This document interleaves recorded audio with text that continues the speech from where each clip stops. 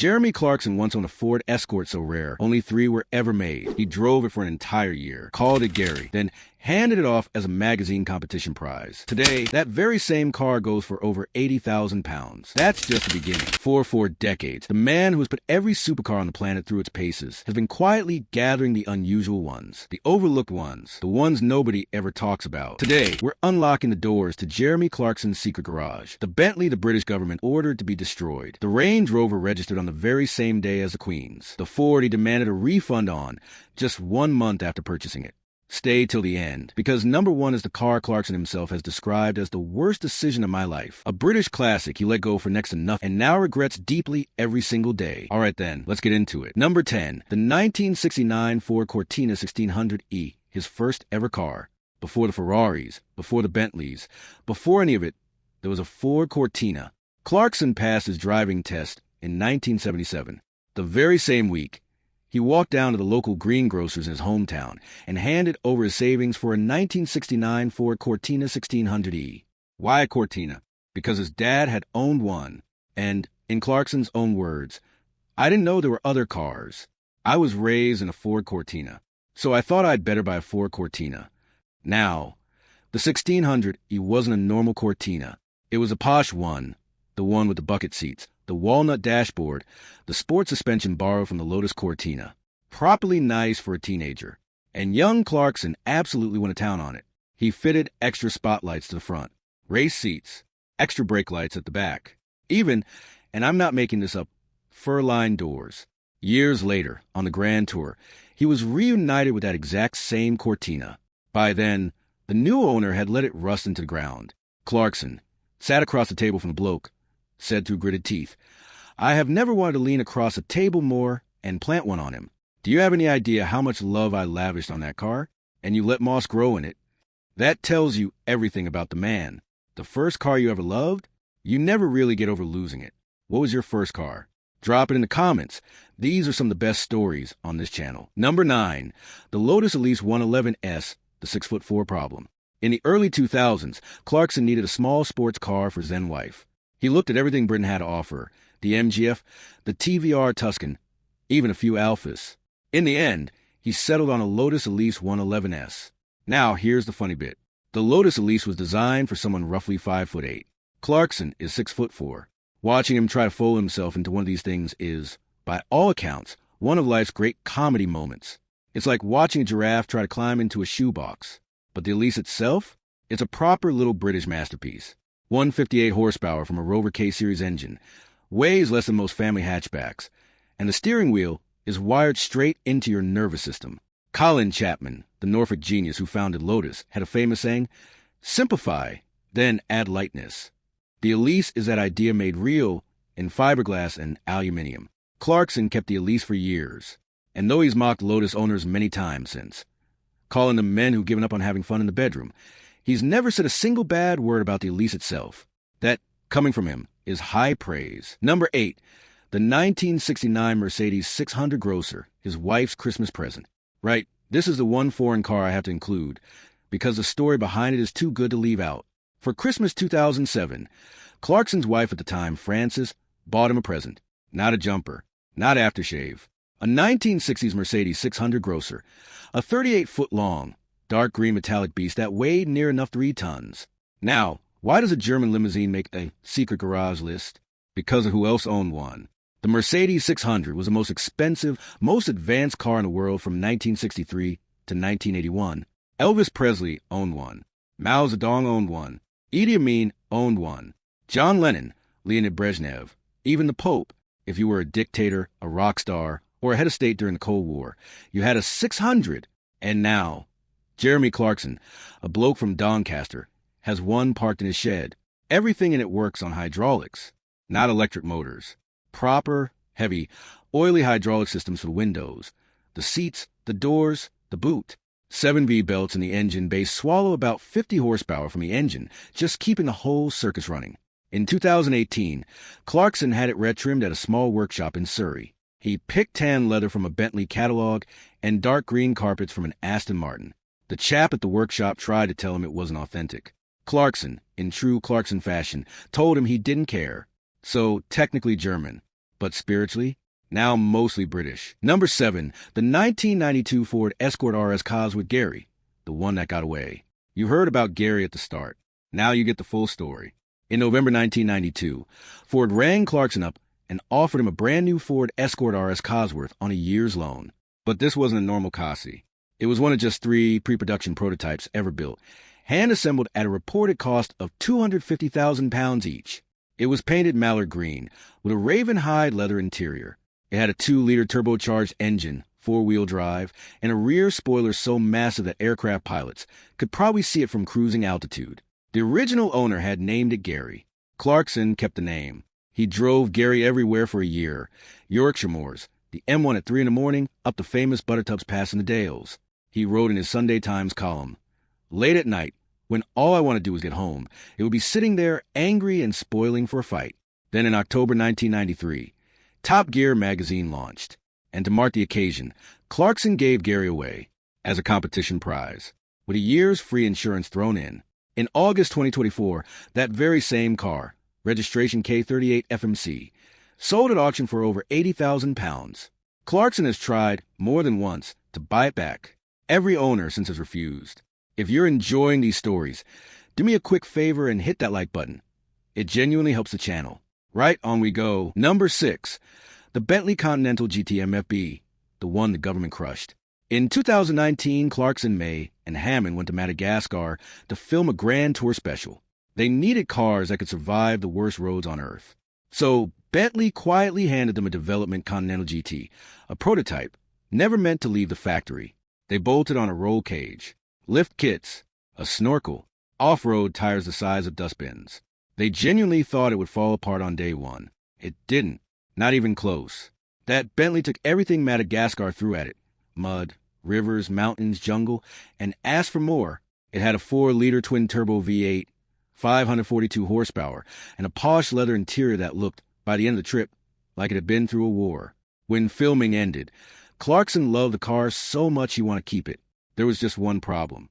Because it was a development prototype, the DVLA, the people who handle car registrations here in Britain, ordered it to be destroyed, crushed, sent to the scrapyard. But Bentley themselves stepped in at the last minute. They were so impressed with how their car had performed that they refused to scrap it. Instead, they took it home to their factory and crew and put it on permanent display behind glass. So technically it's not in Clarkson's garage anymore. But the only reason it exists at all is because he proved it deserved to. Number 5, the 1995 Aston Martin Virage, his wife's daily driver. In the mid-1990s, Clarkson and his wife shared something rather unusual for an Aston Martin. They used theirs as a daily car. The Aston Martin Virage was a 6-liter V12 Grand Tourer, hand-built in Newport Pagnell. It produced around 490 horsepower, would do 186 miles per hour flat out, and 0 to 60 in about 4.6 seconds. Properly fast, properly British, properly handmade. Every single one took thousands of man-hours to build. But here's the thing about hand-built British cars from that era. They were also properly unreliable. Aston Martin built the Virage from 1989 right to the 90s, but it never truly caught on. It was outshone by its own younger sibling, the DB7, which was both cheaper and quicker. The Virage was a difficult older brother, heavy, thirsty, expensive to fix, and, in Clarkson's hands, occasionally on fire. But he loved it anyway, because here was a car that wore an Aston badge, sounded like Concorde at full throttle, and had a leather interior you could practically eat off. Clarkson eventually moved it on, but he's gone on the record many times saying that for all its faults, no one builds a Grand Tourer quite like the British. And he's not wrong. Number 4, the 2007 Range Rover Vogue SE, same day as the Queen's. You've all seen this one if you watch Clarkson's farm. The dark green Range Rover he drives everywhere, the one with the secret drinks cabinet hidden in the boot. But here's something genuinely extraordinary, and this is 100% verified. Clarkson's Range Rover is a 2007 L322 Vogue SE, finished in a color called Tonga Green, with a 3.6-liter TDV8 diesel engine. It was registered on the very same day as Queen Elizabeth II Range Rover, and the chassis number on Clarkson's car is just 10 units away from Her Majesty's. Think about that for a second. While Her Majesty was being driven around Windsor in hers, Clarkson was bombing around the Cotswolds in what was effectively the next one off the production line at Solihull. At its last MOT, his had clocked over 85,000 miles. He's blown both turbochargers. The repair bills have been higher than the value of the car itself. And in a Sunday Times column, he wrote that selling it would be like executing your dog. In Series 2 of Clarkson's farm, he opens a boot to reveal a hidden bar, bottles of sloe gin, glasses, the lot. He calls it his emergency first aid kit, then pours himself a glass standing in a field. That single moment alone made L322 resale values shoot up across Britain.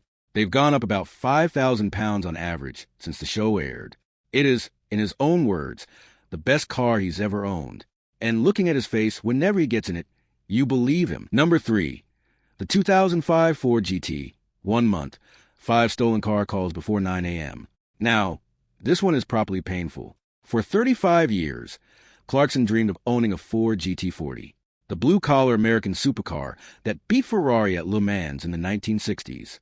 So when Ford announced in the early 2000s that they were building a modern version, the 2005 Ford GT, Clarkson did everything in his power to get one. Only 27 were allocated to the United Kingdom. He waited 2 whole years. It finally arrived. Midnight blue, white racing stripes, 5.4-liter supercharged V8, 550 horsepower, 205 miles an hour flat out. The car of his life. The dream lasted exactly 1 month. Day 1, the immobilizer failed. Couldn't take it home from filming. Day 2, Ford fixed it, returned it. That same night, the alarm went off at 3 in the morning, then again at 4. By 9 a.m. the next day, the tracking company had phoned Clarkson 5 times to tell him his own car had been stolen. One time, he answered while he was actually driving it. His wife had taken to calling it, in Clarkson's own words, that flipping car. After exactly 1 miserable month, Clarkson rang Ford and asked for his money back. They gave it to him. As a courtesy car while it was being fixed, they handed him a diesel Ford Focus. A 35-year dream, a 2-year wait, gone in a month. Clarkson called it the most miserable months motoring it is possible to imagine. Number 2, the Mercedes CLK 63 AMG Black Series, the one that came with a warning. In 2007, Mercedes Performance Division built a car so violently fast they sent out an actual warning letter to the buyer. The letter said, and I'm not making this up, please ensure the engine oil is warm before driving enthusiastically. That car was the CLK 63 AMG Black Series. Clarkson bought one new. They took the standard CLK coupe, ripped out the rear seats, fitted carbon fiber door panels, bolted in a wider rear axle, and gave it a 6.2-liter V8 making 500 horsepower. The exhaust note alone, well, Clarkson once said it was one of the greatest sounds in motoring history, and he wasn't exaggerating. Only around 700 of these were ever made worldwide. They are properly rare, and on a damn British country road. The kind we have 9 months of the year. The CLK Black is, by Clarkson's own admission, a car that genuinely wants to kill you. The traction control has to stay on. The rear tires struggle for grip on anything other than dry tarmac. It's tail happy. It's vicious. He drove it through the Black Mountains in Wales for one of the most beautiful Top Gear road films ever made. He compared it to a Saturn V rocket, the rocket that took men to the moon. And he meant it as the highest possible compliment. Right then, number 1. The big one. The car that haunts him every single day. Number 1. The BMW 3.0 CSL. The 3,000 pounds mistake that haunts him forever. In the early 1970s, BMW built a car for one reason: to win touring car races. They took their gorgeous 3.0 CS coupe, stripped out the sound-deadening, fitted thinner steel panels, gave a 3-liter straight-six engine, and bolted on a rear wing so massive it earned the car a nickname, the Batmobile. Only 1,265 were ever built. Just 500 of them were right-hand drive for the British market. Each one left the factory in a kit form. The famous wing was packed in the boot because the German government wouldn't let them be fitted on public roads. Clarkson bought one in the 1970s. He drove it. He loved it. He owned what is now considered one of the most beautiful and collectible BMWs ever made. Then, somewhere along the way, he sold it. He sold it for £3,000. Today, that exact same model, in good condition, sells for between £130,000 and £200,000. Some have gone for over £250,000 at auction. In a 2019 interview with Drive Tribe, when asked the worst car decision he'd ever made in 40 years of motoring, Clarkson didn't hesitate. He looked straight at the camera and said, I sold a BMW 3.0-liter CSL for next to nothing, like £3,000. That was idiotic. Absolutely idiotic. You can see it in his eyes when he talks about it. That quiet, slow-burning regret of a man who knows he had something genuinely special and let it slip through his fingers. That, right there, is the truth about Jeremy Clarkson. For all the supercars, the Bentleys, the Lumbos, the prototypes, the car that lives rent-free in his head every single day is the BMW he sold for the price of a second-hand washing machine. So there you have it. 10 cars from Jeremy Clarkson's secret garage that you'll never see in a glossy magazine. No Ferraris with the doors up. No Bugatti on a marble plinth. Just real cars, Cortinas, Cosworths, Range Rovers, BMWs, owned by a man who genuinely, properly loves driving. Now I want to hear from you. Did you ever own a Cortina back in the day? A Cosworth? A 3.0 CSL? And if so, please tell me you still got it. Drop a comment below. I read every single one, and these stories from you are honestly the best part of running this channel. If you enjoyed this, hit that subscribe button. We do videos like this every single week. Proper stories about proper cars, the way it should be done. And remember, sometimes the best car you'll ever own isn't the most expensive one. It's the one you should never have let go. Drive safely. We'll see you in the next one.